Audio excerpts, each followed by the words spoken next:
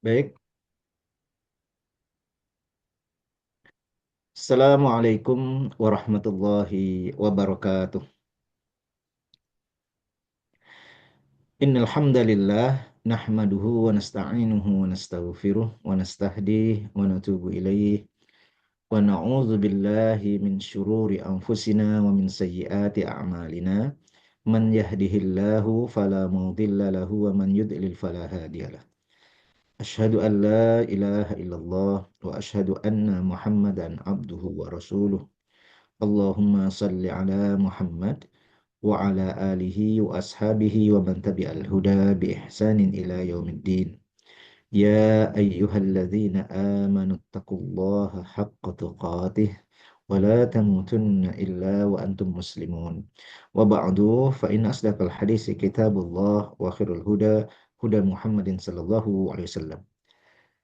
Bapak sekalian rahmati Allah, saya mohon izin untuk share ya, kitab kita Ar-Rahiq Al-Mahtum karya Syekh Rahman Al-Mubarakfuri. Saya buka dulu kitabnya.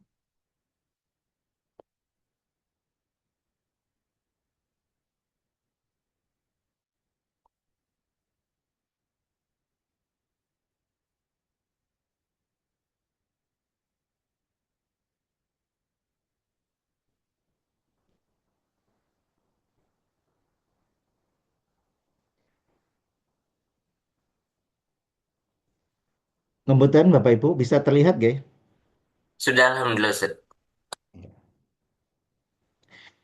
Nah, saat ini kita sampai pada eh, periode ketiga dari perjalanan dakwah Rasulullah Shallallahu Alaihi Wasallam, dakwatul Islam khariju Makkah. Jadi dakwatul Islam khariju Makkah. Jadi dakwah Islam di luar kota Makkah. Sebagaimana kita sudah lalui bersama kajian kita yang kita sandarkan kepada kitab Ar-Rahiq Al-Mahtum karya Syekh Rahman Al-Mubarakfuri. Jadi kita masuk pada pembahasan ketika Rasulullah SAW sebagai Nabi dan Rasul dalam kurun waktu 23 tahun. Jadi sebagaimana kita sudah bahas pada pertemuan-pertemuan yang lalu, Rasulullah SAW itu diangkat sebagai Nabi dan Rasul di usia kurang lebih 40 tahun.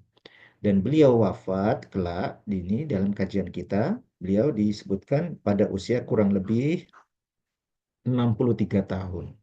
Jadi kalau dalam pilihan riwayat yang disebutkan oleh Syekh Rahman Al-Mubarakfuri berikut tambahan analisis perhitungan secara matematika ya oleh eh, Syekh Rahman Al-Mubarakfuri ditambahkan dari kajian perspektif ilmu falak. Beliau wafat di usia kurang lebih 63 tahun lebih 4 hari. Dalam rentang masa itu, kurang lebih 23 tahun itu terbagi menjadi dua periode utama. Periode Mekah dan periode Madinah. Di Mekah itu 13 tahun, kurang lebih juga. Di Madinah itu 10 tahun. Jadi tepat beliau nanti hijrah itu di tahun ke-14 setelah kenabian, itu tiba di Mekah, tiba di Madinah, hijrah itu di bulan Rabiul Awal, juga beliau nanti wafat juga di bulan Rabiul Awal. Hanya selisih hari saja nanti dari tanggal kedatangan dengan tanggal wafatnya Rasulullah SAW. Nah, di 13 tahun pertama dari perjalanan dakwah Rasulullah SAW itu di Mekah, kan dibagi juga menjadi dakwah sirriyah dan dakwah jahriyah. Yang secara privat atau secara sembunyi-sembunyi itu kurang lebih 3 tahun. Yang secara terang-terangan terbuka itu kurang lebih 10 tahun. Nah, setelah 3 tahun pertama, lalu Allah perintahkan Rasulullah SAW untuk berdakwah secara terbuka, terang-terangan. Maka ringkasannya saya jadikan pengantar untuk bab kita siang hari ini. tahun keempat, begitu dakwah Rasulullah SAW itu dilakukan secara terbuka, maka disitulah Rasulullah SAW dan kaum muslimin mulai mendapatkan respon dari orang-orang musyrik ini. Nah, termasuk penganiayaan yang semakin hari semakin berat. Masuk tahun kelima, terjadi peristiwa yang semakin berat, ya, sehingga Rasulullah SAW meminta yang tidak memiliki pelindung agar menghindar. Kalaupun yang memiliki pelindung tetapi keluarga mereka sendiri juga menganiaya mereka, Rasulullah SAW meminta agar kaum muslimin itu menghindar dengan cara apa? Hijrah. Rasulullah SAW sendiri tidak. Nah, nanti hikmahnya ketemu di sini, di bab tentang ketika Rasulullah SAW berada di Taif. Sampai tahun ke-6, ya, akhirnya Allah Subhanahu wa taala menolong Rasulullah SAW dan kaum muslimin dengan masuk Islamnya dua orang kesatria Quraisy. Ini masing-masing dari kabilah terpandang yang sangat kuat. Dari Bani Hashim, ada Hamzah ibn Abdul Muttalib radhiyallahu anhu yang masuk Islam. Dari Bani Adi, ini yang sangat dikenal dan ditakuti di Mekah, adalah Umar bin Khattab radhiyallahu anhu masuk Islam. Nah, ketika mereka semakin kesulitan menghadapi orang-orang musyrik ini, kesulitan menghadapi Rasulullah SAW dengan hadirnya dua kesatria ini, akhirnya mereka melakukan boikot di tahun ketujuh setelah kenabian. Jadi dakwah Rasulullah SAW dihambat dengan boikot total. Boikot secara ekonomi, diboikot secara politik, secara sosial, gak boleh berbicara, gak boleh mengunjungi mereka, sampai seperti itu. Jadi eh, Mas Fahri, apakah suara di luar ini, di luar dekat rumah saya masuk ya? Masuk? Enggak Ustaz. Aman Ustaz. Oh enggak, ya. Oh ya. Alhamdulillah aman Ustaz. Enggak, di ini ada yang lewat jual ini Pak, jual tahu. Ada tahu goreng, jadi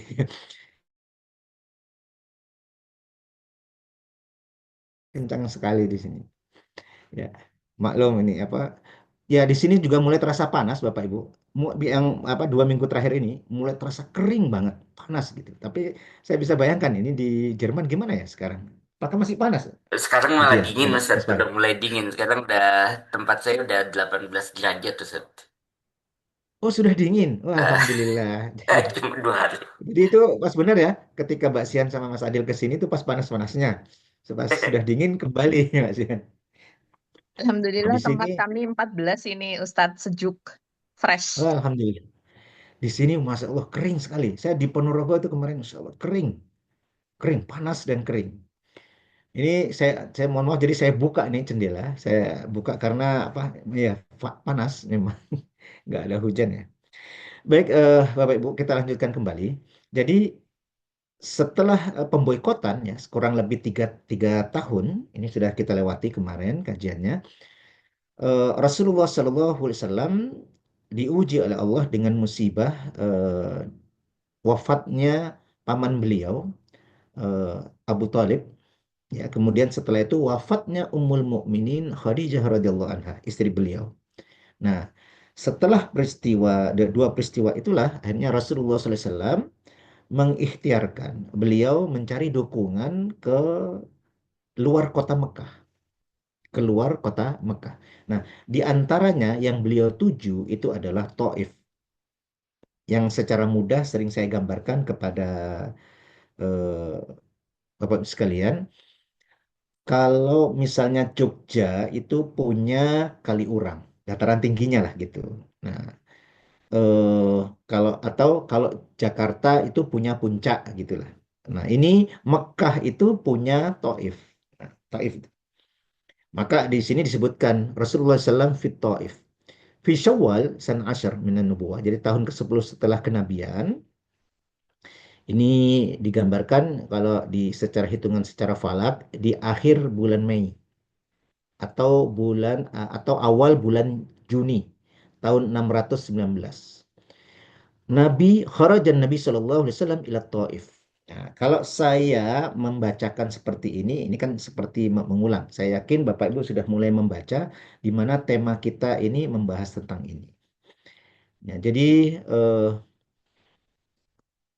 Jarak antara Mekah dengan Taif itu sekitar 60 mil, 60 mil.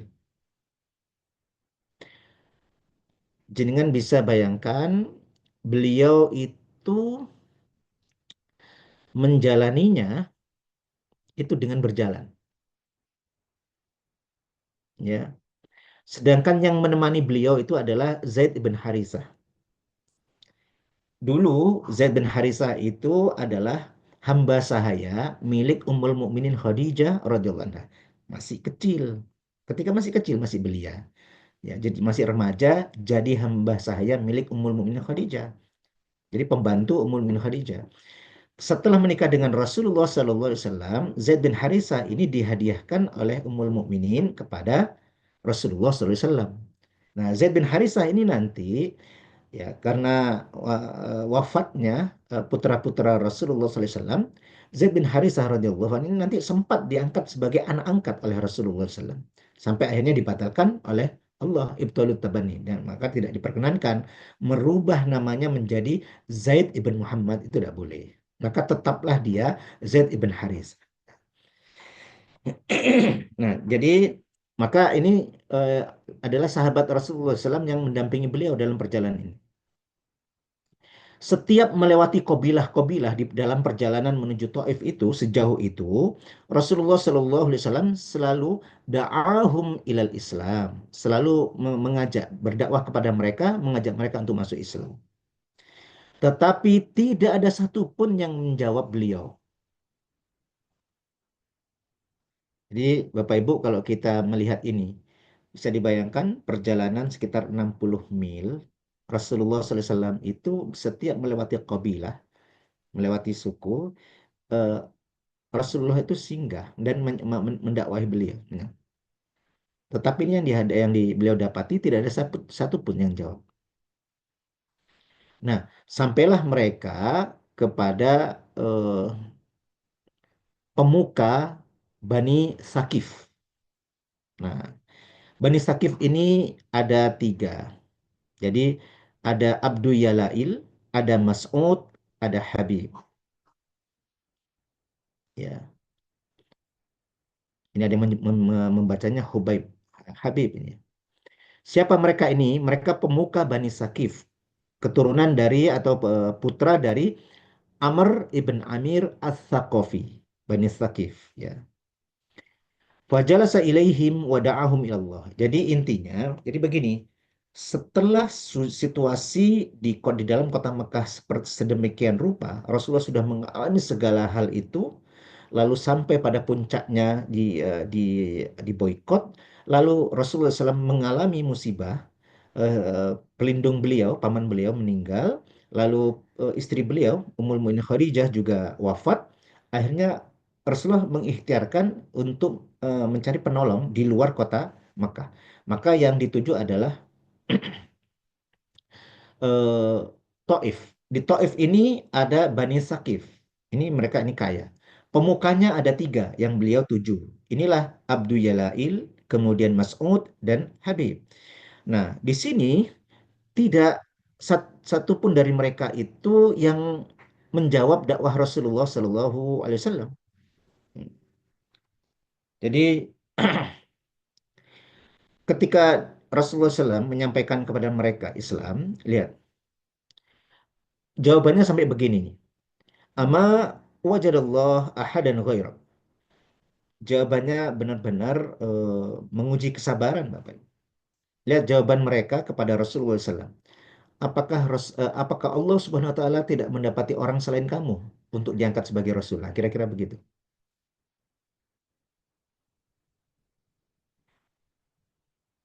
Yang ketiga bahkan bilang begini, Wallah la ukallimuka abadan. Demi Allah aku tidak mau ngomong-ngomong apa, tidak mau berbicara, ngobrol dengan kamu, nggak mau ngomong-ngomong. Kalau benar in kunta rasulan, kalau benar kamu adalah seorang rasul, kamu ini membawa sesuatu perkara yang sangat berbahaya bagiku. Nah, kira-kira. Jadi eh, maka sekiranya kamu ini benar seorang rasul, lalu aku menolakmu, maka celaka aku, bahaya nih. kamu ini orang bahaya ini, kira-kira begitu. Sehingga dia nggak mau berbicara dengan Rasul. Tetapi kalau kamu berdusta, kalau kamu ini berdusta mengatasnamakan Allah, ya, maka kamu ini tidak pantas berbicara dengan aku. Nah, gitu. Untuk menunjukkan tingginya kehormatan dia. Dan jadi karena tidak pantas seorang pembohong itu berbicara dengan dia. Jadi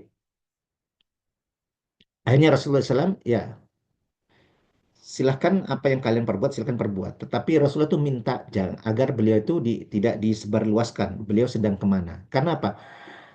Beliau berharap tidak orang-orang ini tidak membuka eh, rahasia atau tidak mengabarkan tentang apa yang dilakukan oleh Rasulullah SAW. Karena apa? Rasulullah SAW kalau keluar kota Mekah itu berbahaya, Pak. Karena beliau dapat dibunuh di luar kota. Kalau ketahuan beliau itu sampai minta tolong di luar kota Mekah, itu kemungkinan besar beliau kalau ketahuan ini tidak bisa kembali masuk kota. Sangat berbahaya. Sehingga di sini disebutkan, Aqam Rasulullah SAW bin ahli Taif. Beliau itu tinggal 10 hari di sana. Jadi semua didatangi oleh Rasulullah SAW. Pemimpin-pemimpin kabilah, orang-orang penting di kabilah. Di Bani Sakif ini semuanya didatangi oleh Rasulullah. Tidak ada satupun kecuali mereka berkata, Ukhrud min biladina, keluar kamu dari eh, kampung kami, dari negeri kami. Lalu mereka ini mengumpulkan orang-orang bodoh di antara mereka, kemudian hamba sahaya di antara mereka, kemudian anak-anak kecil ya, nanti disuruh oleh mereka itu untuk mengolok-ngolok Rasulullah SAW, kemudian melempari mereka, melempari Rasulullah SAW itu dengan batu.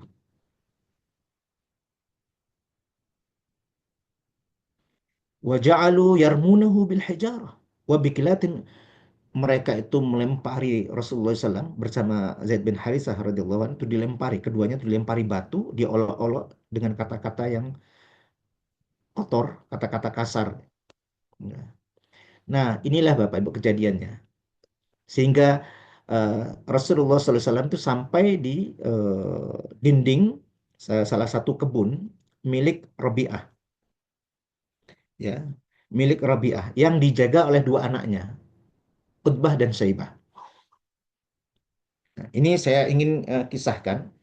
Kita memasuki pada bagian penting. Mohon Bapak Ibu bisa menangkap ya. Saya tanya dulu, apa bisa mengikuti kisah ini? Sudah bisa mengikuti kisahnya? Bisa Ustaz, Alhamdulillah. Nah, Bapak Ibu, jadi begini. Apa yang terjadi, apa yang akan terjadi di Taif itu sebenarnya ada bagian yang bisa diprediksi. Jadi Rasulullah SAW berangkat ke Taif itu ada bagian yang bisa diduga. Ada bagian dari peristiwa apa yang akan terjadi itu bisa diduga.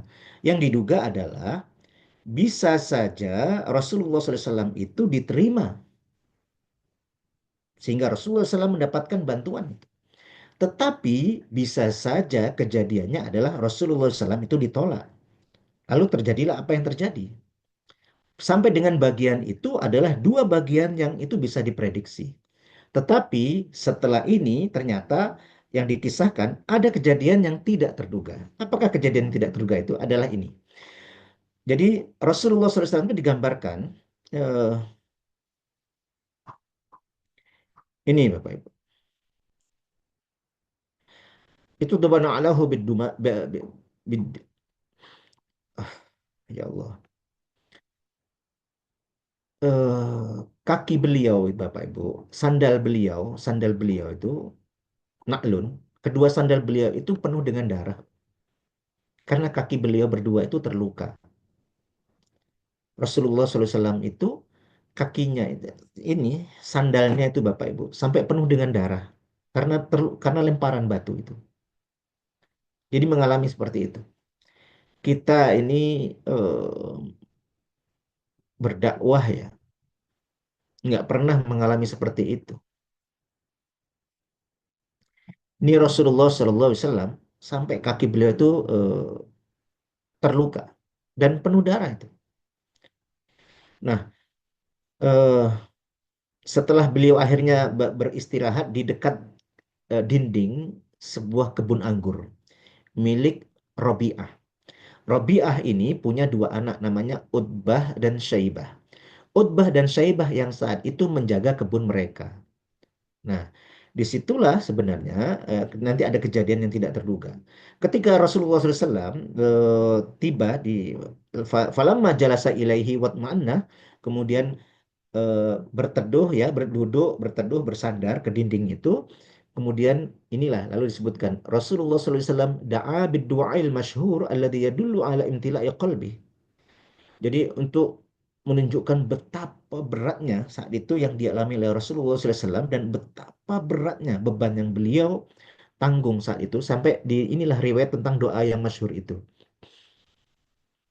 Saya bacakan kepada jenengan semuanya. Allahumma ilaika ashku du'fa quwwati wa qillata hilati wa hawani 'alan nas ya arhamar rahimin. Ya Allah, ya Tuhanku, ya Rob, kepadamulah aku mengadukan lemahnya kekuatanku, sedikitnya usahaku, dan hina dinanya diriku di hadapan manusia. Wahai yang Maha Pengasih dan Penyayang, anta rabbul mustad'afin. Engkau adalah Rob bagi orang-orang yang lemah, dan engkau adalah Tuhanku. Wa anta rabbi ila man takiluni. Kepada siapa lagi engkau akan mengirimku ya Allah? Ila ba'idin yatajahamuni, atau kepada yang jauh yang bermuka masam kepadaku, atau ila aduin malaktahu amri, atau kepada musuh yang dia akan menguasai perkaraku. Illam yakun bika alayya ghadab fala ubali. Asalkan tidak ada kemurkaanmu ya Allah, aku tidak peduli. Tidak apa-apa ya Allah. Nah, ini bayangannya seperti ini. Inilah doa Rasulullah. Walakin afiyatuka hi ausa'uli. Karuniamu itu lebih luas bagiku ya Allah. Aku berlindung dengan cahaya wajahmu yang dengannya seluruh kegelapan itu akan menjadi terang.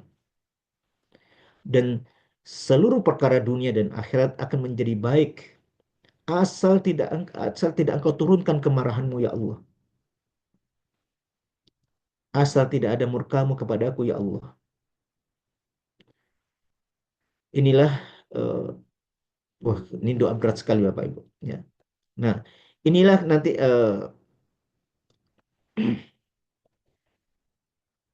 saya kalau mengingat ini karena nanti teringat sebuah peristiwa, karena ada riwayat Bapak Ibu nanti disebutkan di akhir. Ummul Mukminin Aisyah radhiyallahu anha itu pernah bertanya kepada Rasulullah SAW, adakah hari yang lebih berat bagimu ya Rasulullah dari peristiwa Uhud? Rasulullah menjawab ada. Nah, peristiwa di Taif inilah yang nanti disebut sebagai peristiwa oleh yang lebih berat dari Uhud itu oleh Rasulullah SAW. Padahal kita tahu apa yang terjadi pada Rasulullah SAW pada dalam peristiwa perang Uhud itu. Rasulullah terluka, terluka hebat itu Rasulullah SAW dalam peristiwa perang Uhud. Tetapi ketika ditanya oleh Ummul Mukminin Aisyah radhiyallahu anha, adakah suatu peristiwa yang lebih berat dari perang Uhud? Ada. Dan yang disebutkan oleh Rasulullah adalah peristiwa ini. Jadi ketika beratnya di Taif itu, sehingga Rasulullah SAW membaca doa ini. Disebutkan segala sesuatu yang apa yang terjadi hanya adalah hakmu ya Allah sampai engkau ridho. Tidak ada daya dan upaya, tidak ada kekuatan kecuali adalah denganmu ya Allah. Darimu ya Allah. Atas perkenanmu ya Allah. Ini.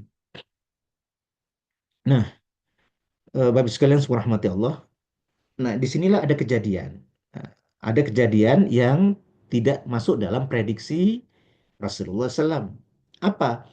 Ketika Rasulullah SAW berteduh ya, berlindung di dekat tembok kebun anggur milik Robi'ah, ya, terlihat oleh kedua putranya, Utbah dan Syaibah.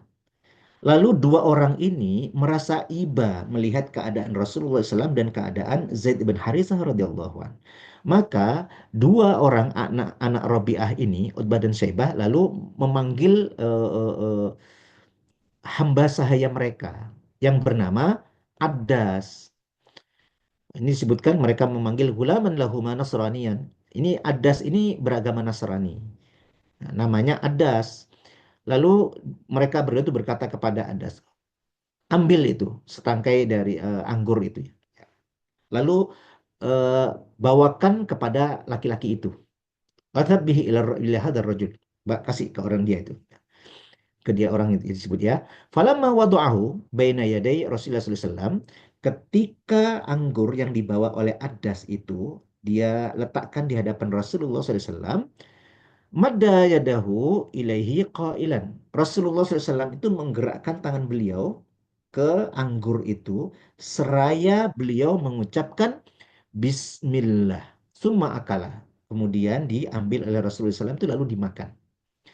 Mendengar, melihat, ya demi mendengar, melihat dan menyaksikan apa yang dilakukan oleh Rasulullah SAW, apa yang diucapkan oleh Rasulullah SAW, maka Adas itu lalu berkata, dia terkejut sepertinya. Inna hadzal kalam ma yaqulu ahlu hadhil bilad. Ucapan ini tidak biasa dikatakan oleh orang-orang sini. Nah, kira-kira begitulah artinya. Faqala lahu Rasulullah SAW.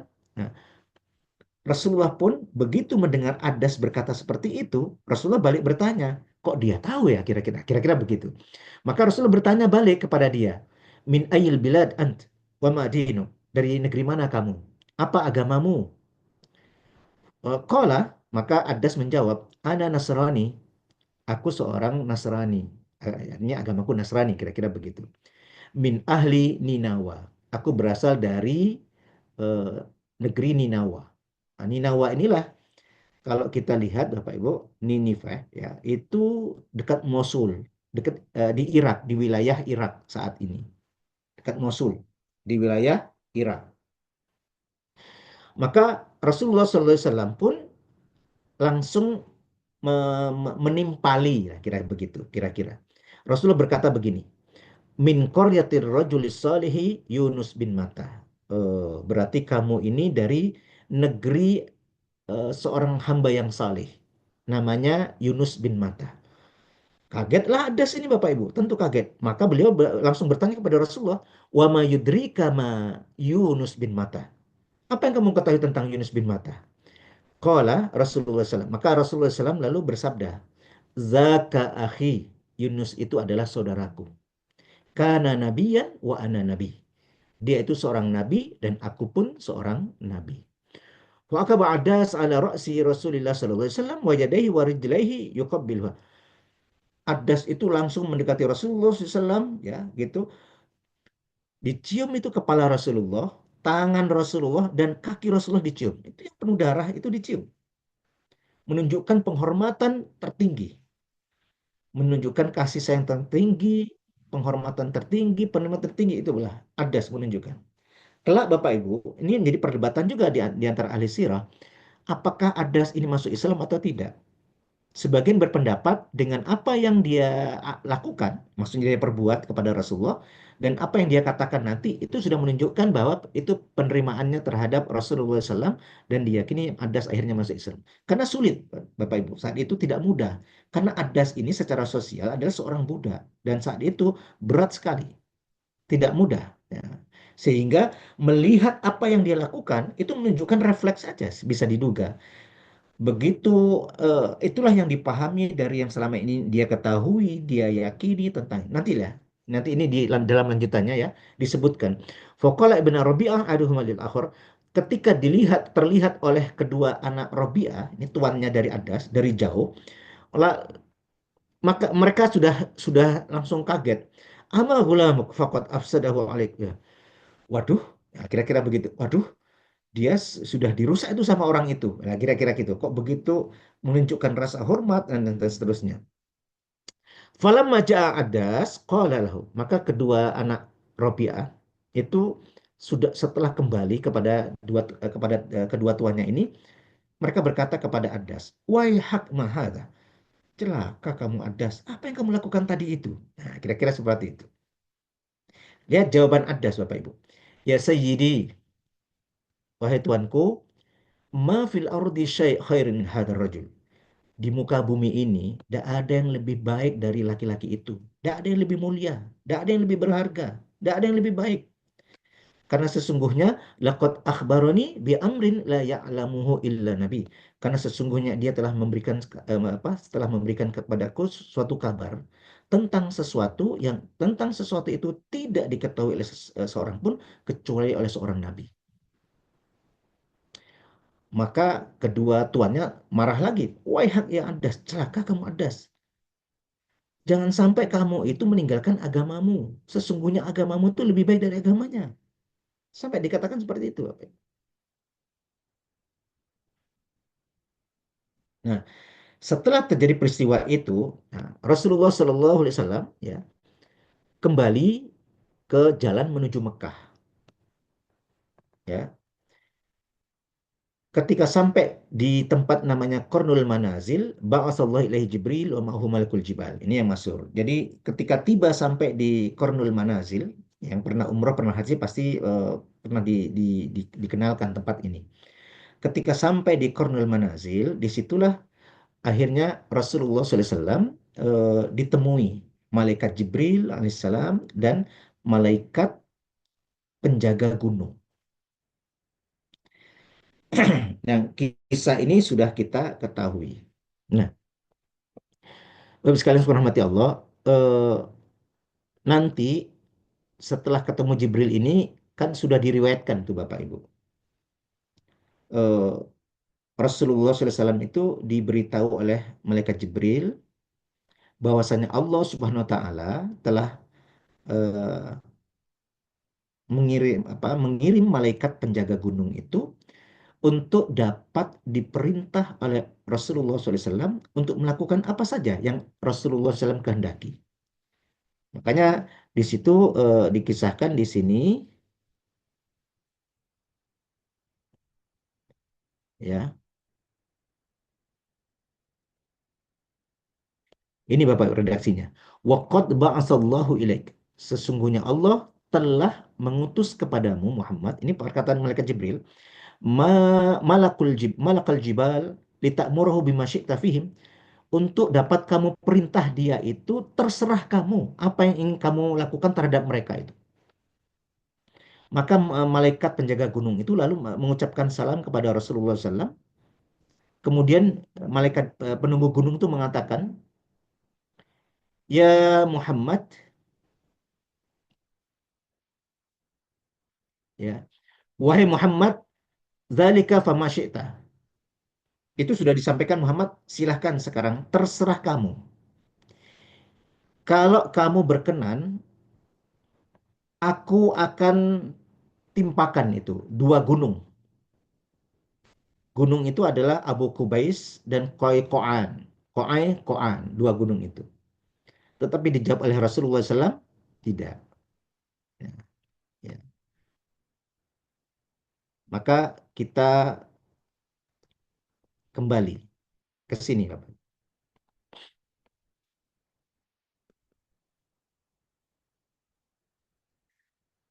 Kepada eh, peristiwa bertemunya dengan Adas. Ya, ini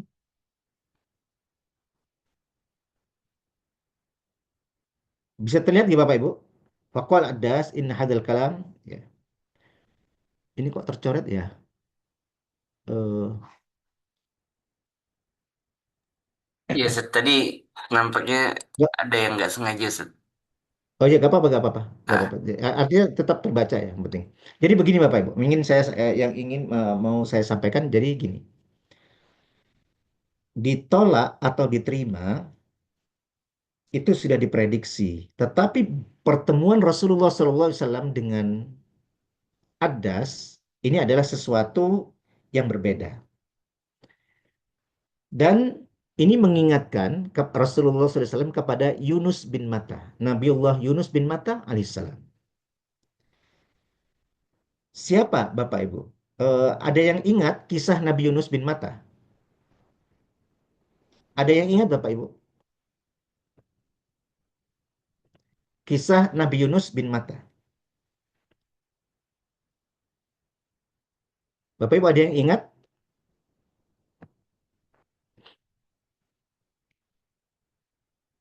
Saya mohon izin Bapak Ibu, eh, untuk saya tampilkan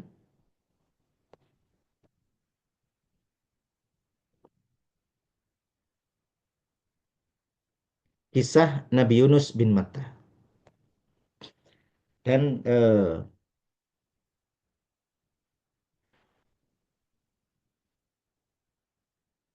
di sini terlihat gak, Bapak Ibu, kisah Nabi Yunus alaihissalam. Lihat tuh, Ustaz.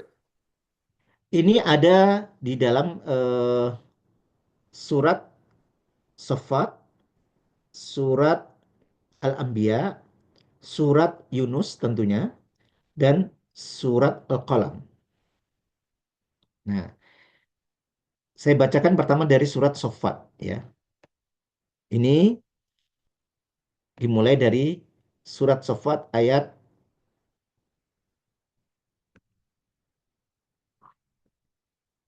139. Wa inna Yunusa laminal mursalin. Sesungguhnya Yunus benar-benar salah seorang rasul. Idh abaqa ilal fulkil mashhun. Dan ingatlah ketika ia lari ke kapal yang penuh muatan. Mashhun dalam kajian literatur tafsir, misalnya Abdullah ibn Abbas radhiyallahu anhu itu menyebut kapal yang penuh muatan dan orang. Ya. Fasahama fakana minal mudhadin. eh, Kemudian ia ikut berundi, lalu dia termasuk orang-orang yang kalah dalam undian. Nah, jadi di sini sudah digambarkan urutan peristiwanya. Faltaqamahul hut wa huwa mulim. Maka ia ditelan oleh ikan besar dalam keadaan tercela.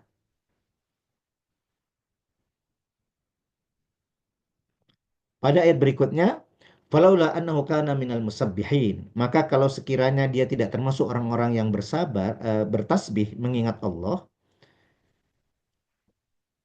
lala bisa fi batnihi ila yaumi yub'atsun. Niscaya ia akan tetap tinggal di perut ikan itu sampai hari berbangkit atau sampai hari kiamat.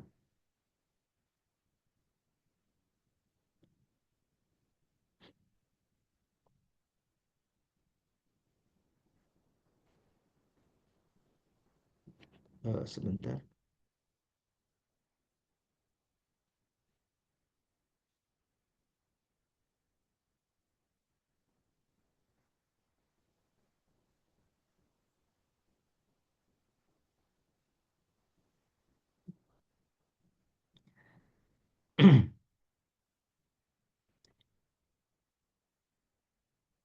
Mas Fari, ini tidak apa-apa, bisa saya lanjutkan? Lanjutkan, Ustaz. Aman, Oke, Ustaz. oke. Ya.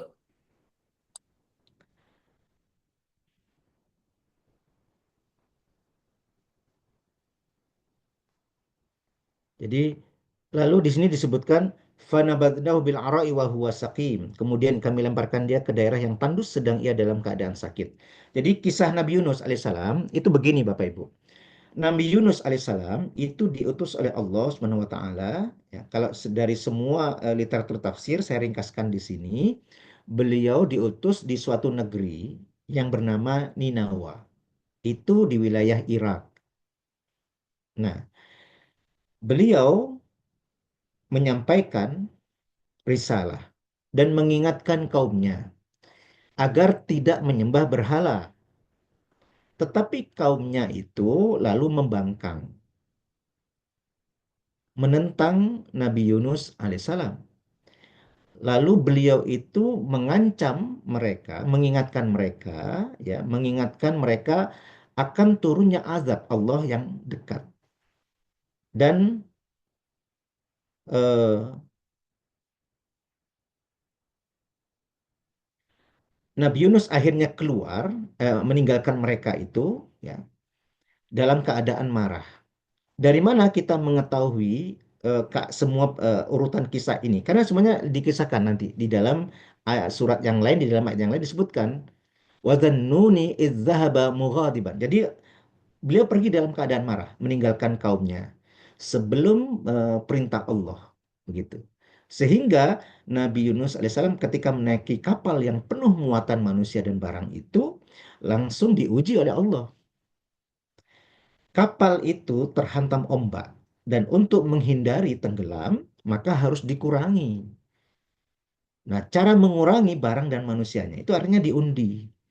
Nah, dalam undian itulah yang keluar adalah nama Nabi Yunus alaihissalam.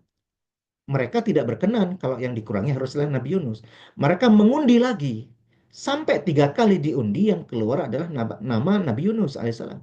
Maka akhirnya Nabi Yunus alaihissalam melompat itu ke laut. Tetapi sebelum itu Allah SWT, karena di dalam riwayat yang lain sudah dikisahkan, Allah SWT telah memerintahkan ikan yang besar itu untuk menelan ya Nabi Yunus alaihissalam. Jadi dari lautan yang dalam, ikan ini bergerak memang menuju ke tempat di mana Nabi Yunus alaihissalam itu diuji oleh Allah itu. Maka setelah ditelan, Allah perintahkan itu kepada ikan itu untuk tidak meremukkan tulangnya dan tidak merusak daging beliau. Sehingga di dalam ikan itu beliau masih dapat bertahan. Tentang berapa lamanya, para mufassir juga ini berdasarkan berbagai riwayat, para sahabat juga berbeda pendapat. Sebagian berpendapat itu antara pagi sampai petang saja. Sebagian berpendapat itu tidak lebih dari 3 hari. Di antara lagi yang berpendapat mungkin lebih lama dari itu. Wallahu alam. Jadi tidak ada yang pasti tentang berapa lama. Tapi yang jelas disebutkan di situ bahwa Nabi Yunus alaihissalam itu di ditelan. Maka ia ditelan oleh ikan besar dalam keadaan tercela. Faltaqamahul hutu wa huwa mulim. Falaula annahu kana minal musabbihin. Maka kalau sekiranya dia tidak termasuk orang-orang yang banyak mengingat Allah, kenapa diartikan mengingat Allah? Padahal musabbih itu yang membaca tasbih artinya Bapak Ibu. Membaca tasbih. Ya karena nanti bacaan tasbihnya itu kan dijelaskan di dalam surat Al-Anbiya. Beliau itu mengucapkan apa? Beliau itu mengucapkan ini Bapak Ibu.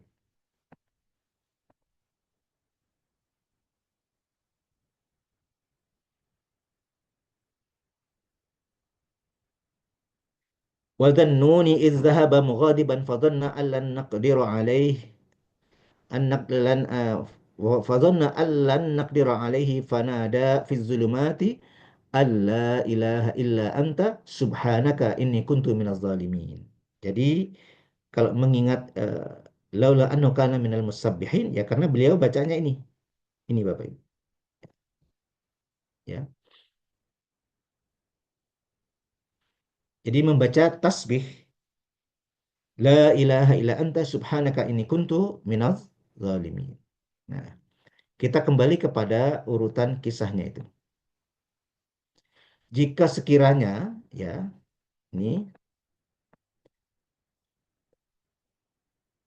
dia tidak termasuk orang-orang yang banyak mengingat Allah. Karena dia, kata musabbihin itu di dalam literatur tafsir itu ada beberapa pendapat. Para sahabat itu seperti Abdullah bin Abbas radhiyallahu anhuma itu memberikan tafsir musabbihin itu adalah musallin, orang yang mendirikan sholat, orang yang mendirikan sholat. Tetapi yang dimaksud di sini sebagian para mufassir juga menjelaskan bahwa Nabi Yunus alaihissalam bukan hanya mendirikan sholat di perut ikan itu. Mengingat Allah, berzikir kepada Allah, bertasbih kepada Allah, itu adalah sesuatu amal yang sudah biasa dilakukan sebelumnya. Sehingga eh, apa yang terjadi di dalam perut ikan itu hanya menegaskan bahwa kebiasaan itu tetap tidak hilang, bahkan ketika dalam keadaan bahaya. Nah, kira-kira itulah yang akhirnya memberikan gambaran kepada kita bahwa amal saleh itu akhirnya menjadi wasilah. Allah SWT mudahkan ujiannya kepada Nabi Allah Yunus alaihissalam. Ya. Fanabatnahu bil ara'i wa huwa saqim. Kemudian kami lemparkan dia ke daerah yang tandus sedang ia dalam keadaan sakit. Dikeluarkan itu, Bapak. Tetapi Allah SWT lalu menolong. Itu di wilayah yang tandus. Itu para sahabat juga berbeda pendapat. Itu di wilayah mana? Ya, itu digambarkan. Maka wa ambatna alaihi syajaratan miyaqtin dan kami tumbuhkan untuk dia sebatang pohon dari jenis labu. Nah, yang dengan itu akhirnya eh, keadaan yang tandus itu eh, bisa dilewati oleh Nabi Yunus alaihissalam ya sehingga jadi sembuh. Wa arsalnahu ila mi'ati alfin aw yazidun. Lalu Allah utus beliau kembali kepada kaumnya yang jumlahnya sekitar 100.000 orang atau lebih. Ini pada para ulama juga lebihnya ini sudah berbeda pendapat. Ada yang mengatakan 100-nya itu lebih, eh, 20.000 kah, atau 30.000, atau sampai 40.000. Nah, semua pembahasan itu sampai di situ. Nah, inilah Bapak Ibu kisah Nabi Yunus, ya. Kalau di sini disebutkan wadhannun. Nah, ini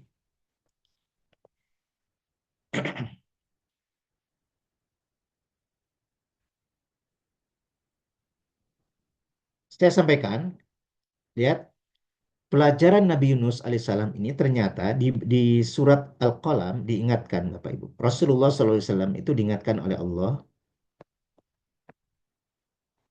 Ini Bapak Ibu. Fasbir lihukmi rabbika wa la takun qasahibil huti idh nada wa huwa makzum.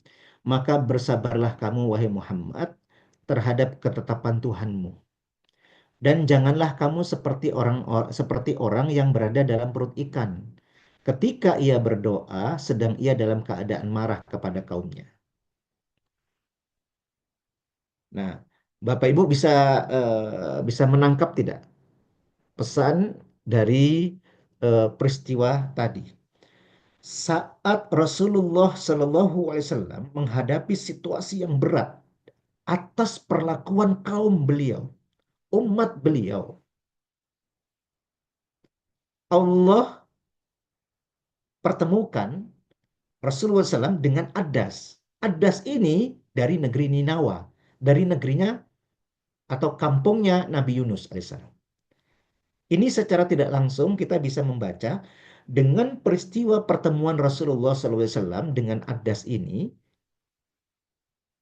Sejatinya Rasulullah SAW juga diingatkan akan peristiwa yang pernah terjadi di masa lalu yang dialami oleh seorang nabi bernama Yunus bin Matta alaihissalam. Beliau itu pernah tidak sabar. Belum turun perintah Allah, Nabi Yunus alaihissalam sudah meninggalkan kaumnya. Sehingga Allah uji beliau itu. Tetapi Allah muliakan kembali beliau. Sehingga kita bisa melihat bagaimana Rasulullah SAW bisa menghadapi itu dengan sabar.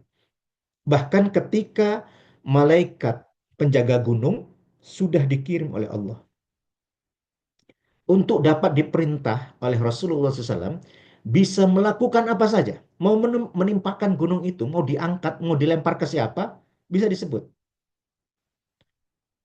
Mas Fahri, kalau jenengan ngajak orang pada kebaikan, pada kebenaran, yang jelas baik, jelas benar, lalu dijawab seperti itu, diolok-olok, dilempari batu, diusir, dikata-katai dengan perkataan kotor, sampai terluka, sampai seluruh sandal jenengan itu Mas Fahri penuh dengan darah.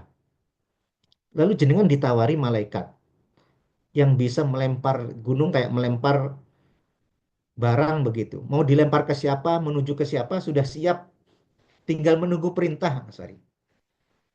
Kira-kira mau pilih bagaimana? Mau jenengan mau sebut, coba kalau marah ke satu orang gitu, menghukumnya pakai gunung coba. Kemarahan kita itu. Jadi disinilah pelajaran-pelajaran itu muncul, Bapak Ibu. Bahwa kalau mengingat doa Rasulullah SAW, ketika tadi sudah saya sebutkan, Ashku du'fa quwati wa qillata hilati. Rasulullah sampai berdoa, ya Rob, ya Allah, ya Tuhanku, kepadamulah aku mengadu betapa lemahnya diriku ini dan betapa sedikitnya upayaku ini. Dan betapa hina dinanya aku di hadapan manusia. Begitu. Coba. Rasulullah sudah mengadu seperti itu. Betapa beratnya beban yang ada di dalam diri beliau itu. Setelah sekian tahun yang beliau alami di Mekah. Dan ketika keluar dari kota Mekah, beliau mendapati seperti ini. Tidak ada satupun. Tidak ada satupun. Kalau kita, maka kita melihat belum apa-apa. Mungkin kita hanya dilanda capek, lelah, mungkin mengantuk. Baru levelnya itu bingung karena bersama baru begitu. Tetapi di jalan menegakkan agama ini di muka bumi, Rasulullah SAW sudah mengalami sampai seberat itu ujiannya. Nah, disinilah sejatinya Allah Subhanahu wa taala tuh, kalau kita lihat Bapak Ibu, pelajaran, bahkan Rasulullah SAW itu ditolong oleh Allah dengan sebuah peristiwa yang tidak terduga. Rasulullah dipertemukan dengan Adas untuk mengingat Nabiullah Yunus alaihissalam. Yang itu untuk menguatkan beliau. Bahwa Nabi Yunus juga mengalami hal seperti itu dan beliau akhirnya kembali. Rasulullah SAW mungkin melihat itu sebagai bagian dari pertolongan Allah Subhanahu wa taala sehingga mampu menahan kemarahan beliau. Sampai pun ketika ditawarkan malaikat yang dapat beliau perintah untuk melakukan apa saja, mau diapakan gunung itu, mau ditimpakan seperti apa, itu bisa. Masyita, sudah terserah engkau ya wahai Muhammad. Tetapi Rasulullah SAW bahkan memilih berdoa, semoga Allah akan melahirkan dari tulang sulbi mereka generasi Islam yang akan menjadi pembela agamanya di garis terdepan nanti. Dan ternyata eh, doa Rasulullah SAW nanti terkabul, Bapak. Nah, dari sini kita mendapatkan pelajaran. Kalau dalam beberapa waktu yang lalu saya menyinggung beberapa eh, eh, salah satu hikmah dari peristiwa yang ada di dalam kisah Nabi Yunus alaihissalam adalah doa beliau, tasbih beliau. Betapa dahsyatnya ucapan tasbih itu. Karena saya saat itu juga yang teringat secara tidak sengaja ketika Budiah itu mengucapkan Subhanallah, Subhanallah, Subhanallah itu kan. Karena dahsyatnya tasbih itu. Karena tentang tasbih itu karena disebutkan di dalam surat Sofat tadi kan, memang disebutkan. Falaula annahu kana minal musabbihin. Sebagian memang berfokus pada makna musabbih sebagai membaca tasbih, yang biasa membaca tasbih. Kalau jika sekiranya bukan karena dia itu adalah orang yang biasa membaca tasbih, yang itu juga dimaknai biasa mengingat Allah, biasa berzikir kepada Allah dengan tasbih. Jadi la labisa fi batnihi ila yaumi yub'atsun. Niscaya ia akan berada di dalam perut ikan itu sampai hari kiamat. Sampai hari berbangkit, hari dibangkitkan. Kalau melihat ini Bapak Ibu, ini para ulama itu sebagian membaca begini, sangat instan.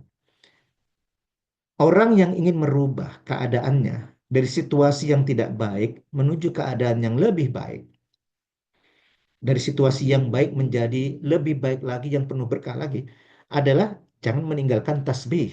Karena dahsyatnya ucapan tasbih itu. Karena sebagian ulama menggabungkan pembahasan tentang peristiwa Nabi Yunus ini dengan seluruh bagian ayat di dalam Al-Quran yang berhubungan dengan tasbih. Bukankah seluruh alam ini bertasbih kepada Allah? Bahkan 7 petala langit. Tusabbihu lahu samawatu sab'u wal ardu wa man fihinna. Jadi telah bertasbih kepada Allah 7 petala langit dan semua yang ada di dalamnya.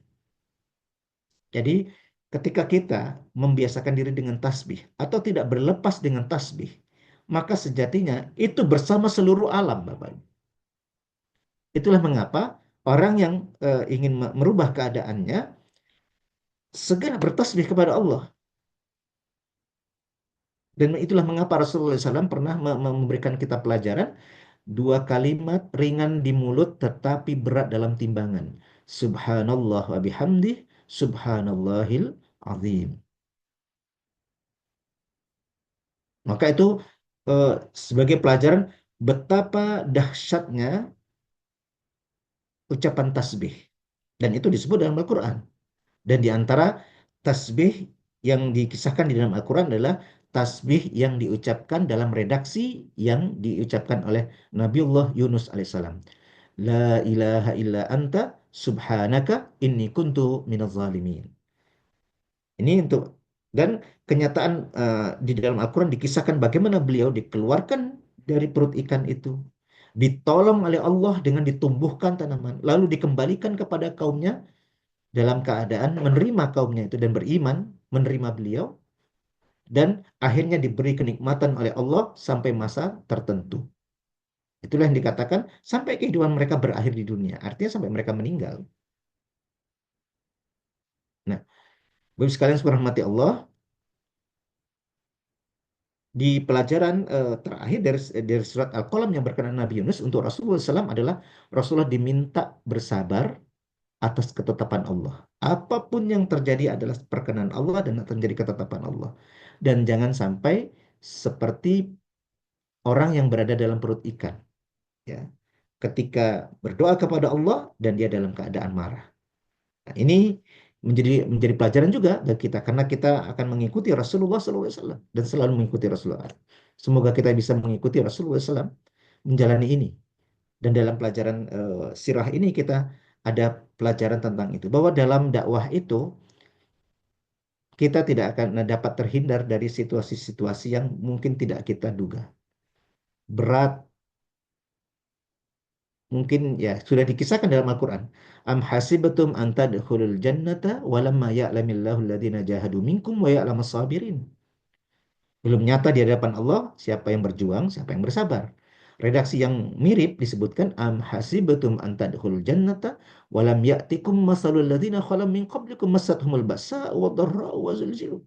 Ditimpa kesengsaraan, ditimpa penderitaan, sampai tergoncang segoncang-goncangnya. Sampai seorang Rasul dan para pengikutnya pun berkata, Mata Nasrullah, kapan, bilakah turun pertolongan Allah?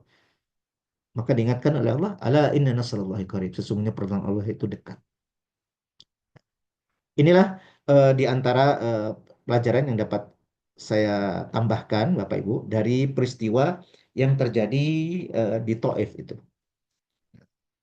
Nanti, maka bahkan ketika Rasulullah SAW mencari, berikhtiar dalam pandangan baru untuk mencari pertolongan di luar kota Mekah, beliau ternyata mendapatkan hal yang seperti itu, tetapi beliau mendapatkan pertolongan Allah Subhanahu wa Ta'ala.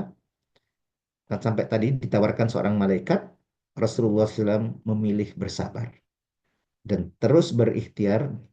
Itulah yang menjadi pelajaran bagi kita nanti mengapa Rasulullah SAW terus bertahan di kota Mekkah meskipun situasinya sangat berat sampai akhirnya Allah Subhanahu wa taala memberikan perintah kepada beliau, memberikan izin kepada beliau untuk meninggalkan Mekkah.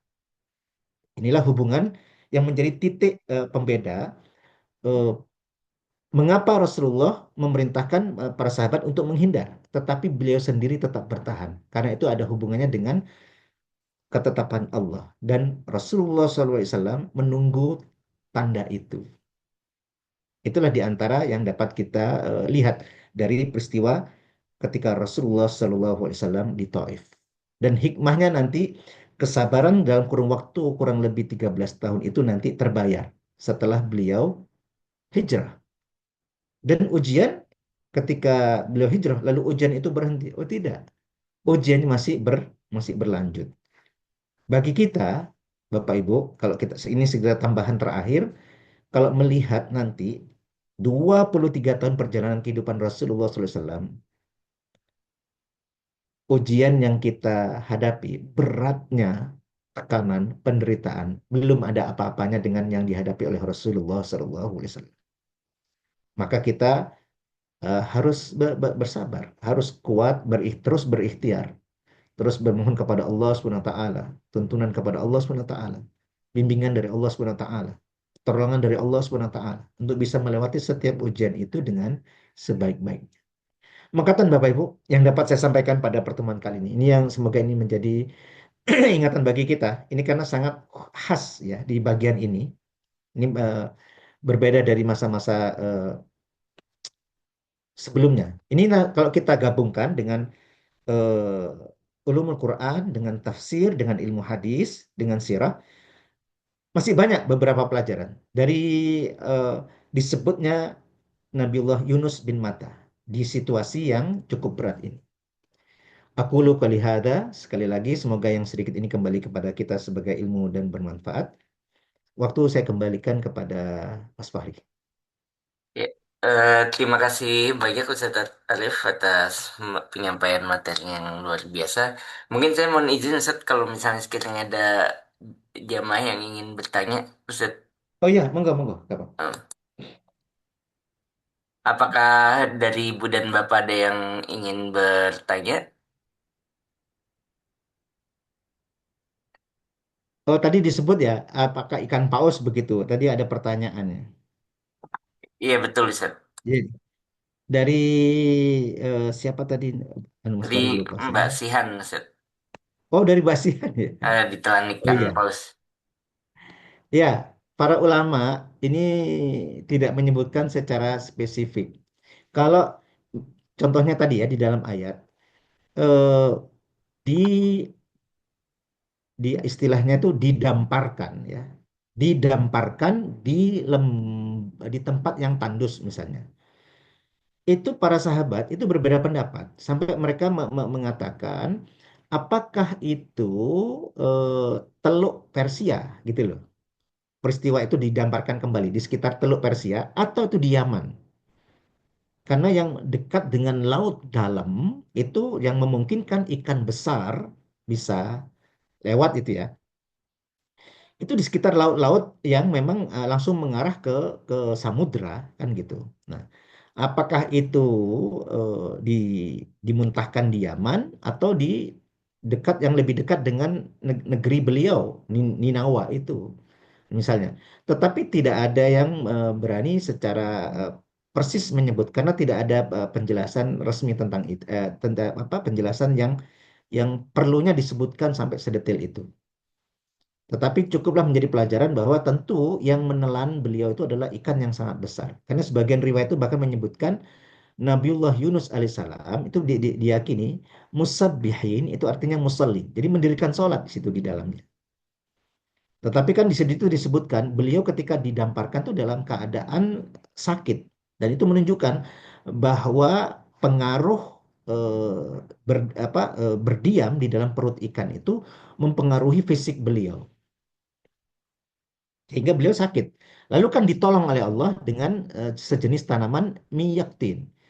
Yaktin ini kalau melihat terjemah sekarang itu digolongkan sejenis tanaman sejenis labu. Labu. Ini bagi orang yang memiliki ketertarikan tersendiri dalam bidang medis, ini melihat makanan yang bisa mempercepat pulihnya seseorang yang sakit dengan keadaan yang cukup berat, seperti Nabi Yunus alaihissalam yang ada di dalam perut ikan beberapa waktu. Bisa dibayangkan kan Bapak Ibu? Karena kalau berada di dalam perut makhluk itu kan kita juga saat ini sudah bisa menyaksikan apa saja isinya itu kan. Kita makanan itu bisa bisa lunak gitu loh, bisa remuk kan gitu. Tetapi ini atas perintah Allah ya. Tetapi tetap tidak sepenuhnya terhindar dari pengaruh itu sehingga digambarkan di dalam Al-Qur'an Nabi Yunus alaihissalam itu saat didamparkan ke daratan, beliau terlempar dalam keadaan sakit. Tapi Allah Subhanahu wa taala menumbuhkan makanan, coba. Bisa saja langsung Allah Subhanahu wa taala buat beliau tuh langsung sembuh bisa saja. Tetapi Allah Subhanahu wa taala kan tetap menguji beliau. Ditumbuhkan makanan yang dari dengan makanan itu ya beliau menjadikan sebab dalam kehidupan duniawi beliau bisa pulih begitu. Nah, jadi untuk kita tahunya ikannya itu ikan apa yang sebesar apa wallahu alam. Saya tidak bisa secara persis menjawab itu. Makatan Mbak Sian. Wallahu alam. Siap, Ustaz. Terima kasih banyak Ustaz Arif. Dan saya mohon Ya, izin Ustaz bertanya. Berarti tadi setelah peristiwa dari Adas itu Rasulullah kembali ke Mekah dan tidak melakukan hijrah lagi Ustaz. bukan. Sebelum sebelum Maksudnya itu hijrah ke begini. Madinah. Beliau nanti karena tidak ada yang menerima di Taif, Hmm, tidak ada yang menerima beliau, maka hmm, beliau terpaksa kembali ke Mekah. Mekah. Hmm. Kenapa beliau pernah meminta kepada yang lainnya supaya tidak memberitahu keberadaan beliau di Taif saat itu? Karena apa? Hmm. Ketika diketahui beliau keluar dari Mekah, maka sangat sulit bagi beliau untuk masuk kembali ke Mekah nanti Hmm. setelah dari keluar. Dan karena itu berbahaya, karena beliau tidak memiliki pelindung di luar kota Mekah, itu berbahaya.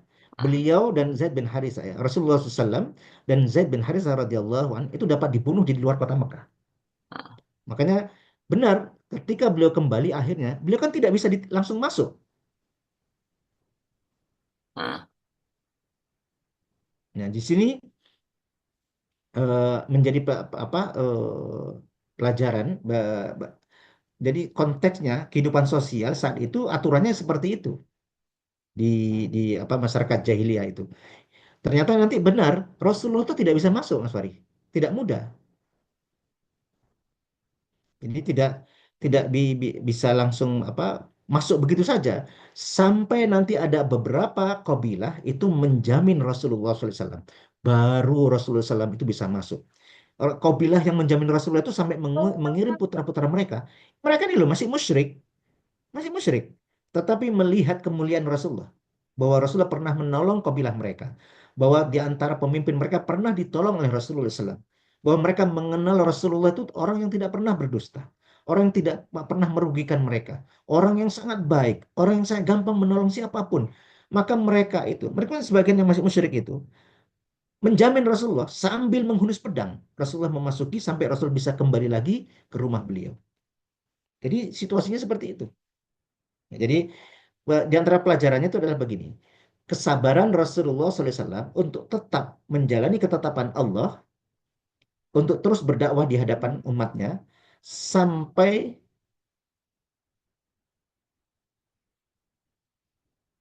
eh, Alhamdulillah saya baru mendapatkan pemberitahuan nih barusan dari salah satu pakar sirah ya, dari ketua eh, Sirah Community Indonesia, Ustadz Asep. Saya dikirimi buku baru, Alhamdulillah. Alhamdulillah nanti itu sudah diingat buku itu sudah dititipkan kan ke Ustadz Fatur untuk saya karena kita sama-sama termasuk ini mengkaji sirah ini. Dapat notis barusan Alhamdulillah dapat buku, dapat hadiah buku dari Madinah.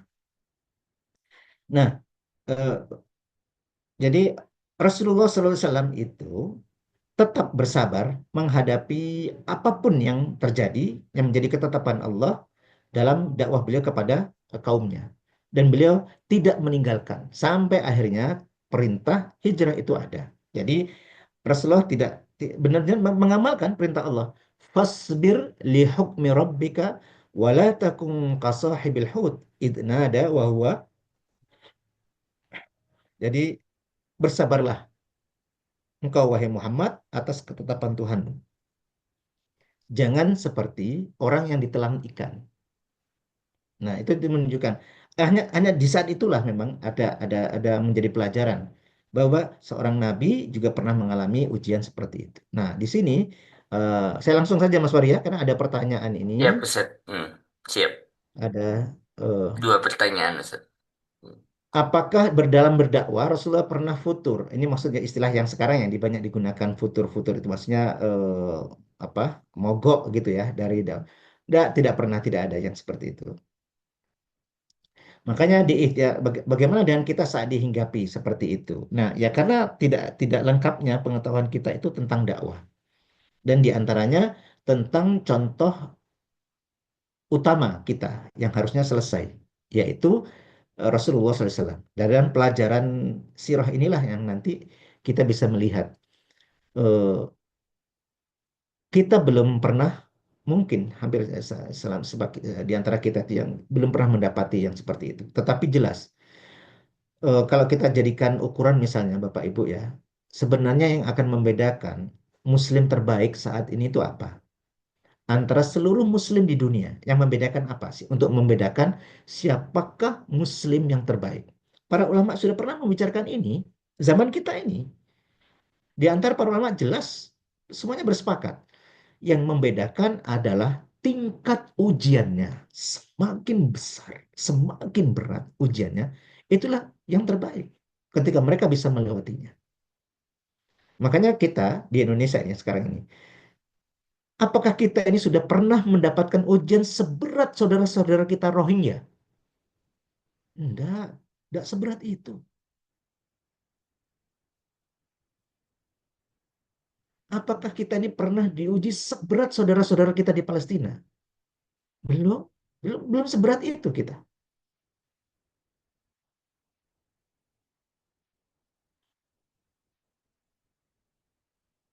Belum seberat itu. Maka apa yang bisa kita ikhtiarkan? Memang kita bisa saja salah. Ya memang kita bisa salah. Karena kita tidak suci. Tetapi kita orang haruslah segera kembali. Nah, gitu. Dan inilah eh, yang bisa diambil pelajaran dari peristiwa Nabi Yunus. Benar itu. Eh, ini saya ngapunten saya menyebutnya Ibu Suki atau Pak Suki, ngapunten kalau saya salah nyebut nih. Ini Pak Suki Kebumen gitu. Karena eh, ya kalau melihat Mbak Sian berarti semoga saya tidak salah Mbak Suki misalnya. Karena saya juga punya teman namanya Mas Suki juga. Nanti saya salah sebut ini takutnya. Ya ini Mbak Sian ya dari Mbak Sian ya. Jadi ya di antara zikir yang diucapkan adalah yang sudah di situ disebutkan dalam Al-Qur'an tadi. Zikir Nabi Yunus alaihissalam. Doa-doa kan banyak juga disebutkan. Terus di sini yang ditanya oleh Budia, zikir atau doa apa yang disarankan dalam Islam atau dicontohkan Rasulullah SAW bersabar dalam menghadapi fitnah? Apakah sama dengan disampaikan Ustaz zikir subhanallah, alhamdulillah, subhanallah wa bihamdi, subhanallahil azim. Itu eh, kalau kita melihat konteks dari pelajaran-pelajaran yang ada, Bapak Ibu, tentu zikir Nabi Yunus alaihissalam ini salah satunya.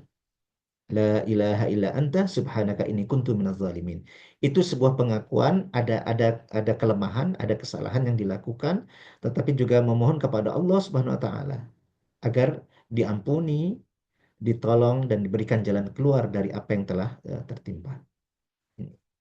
Jadi itu yang bisa saya sampaikan. Kalau yang tadi saya bacakan subhanallah bihamdi subhanal azim itu bunyi redaksi matan hadisnya itu begini. Kalimatani khafifatani fil lisani sakilatani fil mizan. Jadi ada dua kalimat ringan di mulut, berat dalam timbangan. Maka Rasulullah lalu mengajarkan dua kalimat yang ringan di mulut dan berat di timbangan itu adalah subhanallah wa bihamdi subhanallahil azim. Karena begini, Budi ya, dalam kajian literatur tafsir tentang musabbihin, tentang Nabi Yunus alaihissalam yang akhirnya ditolong oleh Allah, ya, itu menunjukkan beliau itu seorang yang selalu mengingat Allah, tidak hanya di waktu pas susah itu, tidak. Beliau dijelaskan oleh para ulama dari penjelasan para sahabat ya, bahwa Nabi Yunus alaihissalam adalah orang yang sudah terbiasa baik dalam keadaan lapang maupun dalam keadaan sulit, beliau adalah yang selalu mengingat Allah.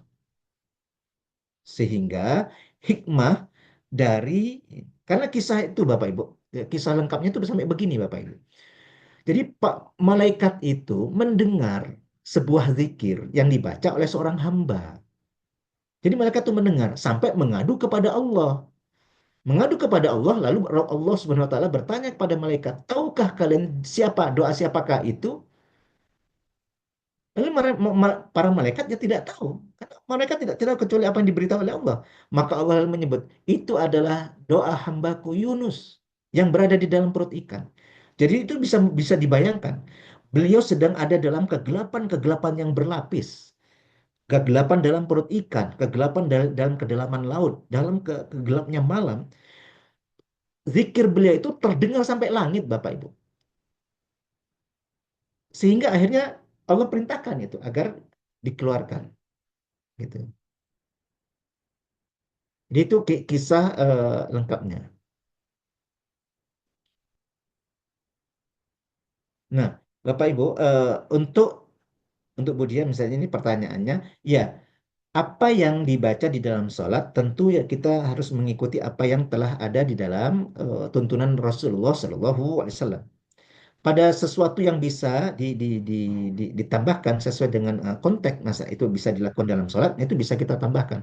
Tetapi pada sesuatu yang tidak, maka itu tidak. Nah, di antara ini nanti ada pelajarannya secara fikih. Apakah menambahkan doa dalam uh, sholat itu seperti apa? Apakah bolehnya dalam sholat fardu atau bolehnya hanya dalam sholat sunnah dan seterusnya.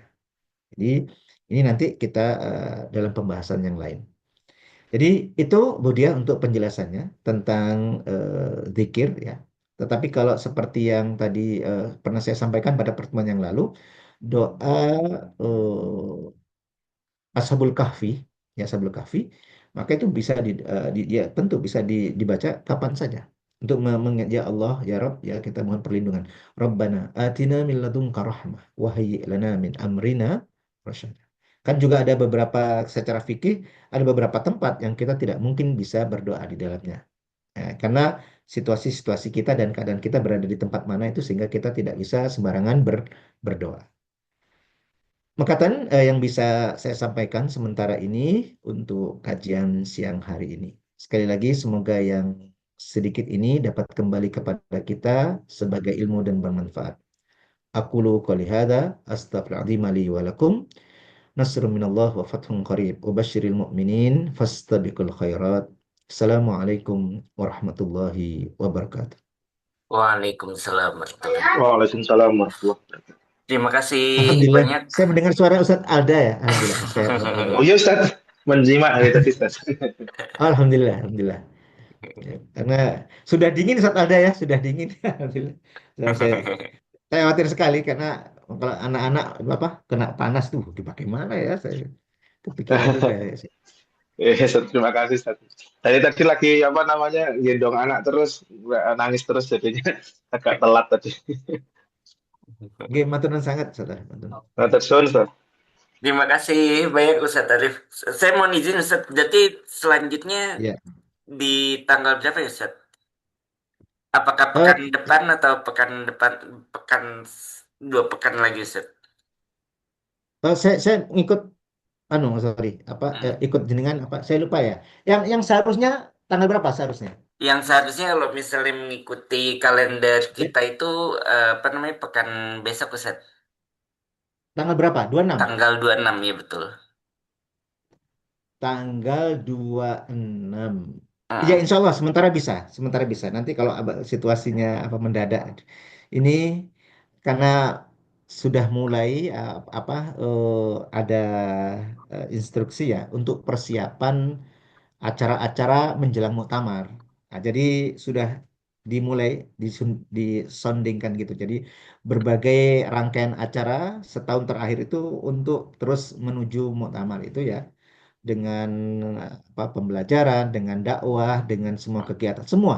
Jadi itu makanya kadang terjadi apa jadwal menjadi begitu padat sehingga jadi agak geser gitu. Tapi biasanya beberapa teman sudah mengingatkan itu kayaknya yang langganan dengan PCM ya itu sudah disampaikan ya. Ya alhamdulillah. Ah, Artinya PCM Jerman ini yang semoga ya yang paling aktif selama ini karena bisa apa beruntun begitu tetap apa berjalan meskipun melewati musim dingin yang sangat dingin kemarin sempat di bawah nol sekarang musim panas yang begitu panas di atas 40 coba bayangkan terus kembali lagi agak hangat ya normal Mas Ari Ustadz. ya. Alhamdulillah. Eh, Insya Allah Mas Ari Insya Allah minggu siap-siap depan. Ustadz. Terima Amin. kasih banyak sekali lagi Ustadz Arif. Marilah Hmm. kita tutup pengajian kita kali ini dengan baca lafaz Alhamdulillah, Alhamdulillahirrahmanirrahim. Alhamdulillah. Alhamdulillah Dan alamin. doa kafaratul majlis subhanakallahumma bihamdika Subhanallah. asyhadu an la ilaha illa anta astaghfiruka wa atubu ilaik. Alhamdulillah. Kurang lebihnya saya mohon maaf. Wabillahi taufiq wal hidayah. Assalamualaikum warahmatullahi wabarakatuh. Waalaikumsalam. Waalaikumsalam warahmatullahi wabarakatuh. Terima kasih banyak Ustaz Arif. Terima kasih Ya, Ustaz. sami-sami, nggih, Ini ada sami-sami. Mas Kata Didit mohon juga izin. Ustaz. Oh, Didit.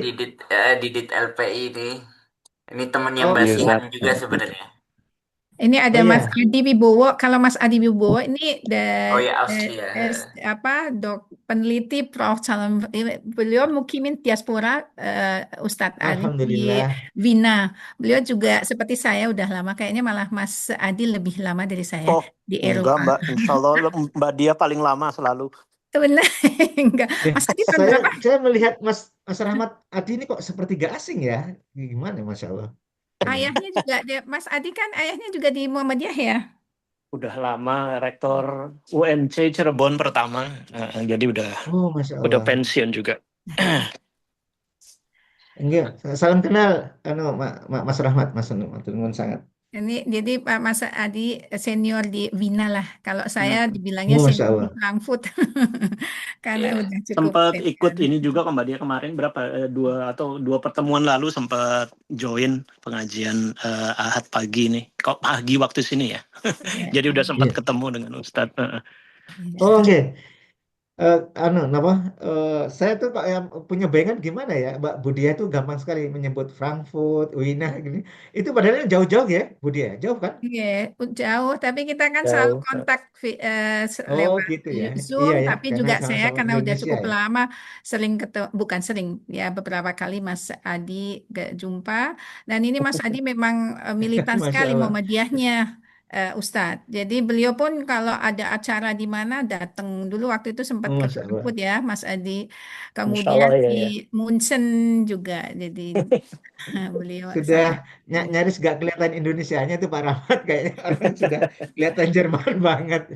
Oh, Masya Allah. sangat sportly, ikut maraton, sepeda, Oh, Masya Allah. Oh kilometernya apalagi sampai iya. pokoknya nggak ada yang mengalahkan. Kecuali kalau yang perempuan Mbak Yosi nih, mana Mbak Yosi nggak ada. Mbak Yesi udah Ada duluan. izin Mbak Yasi.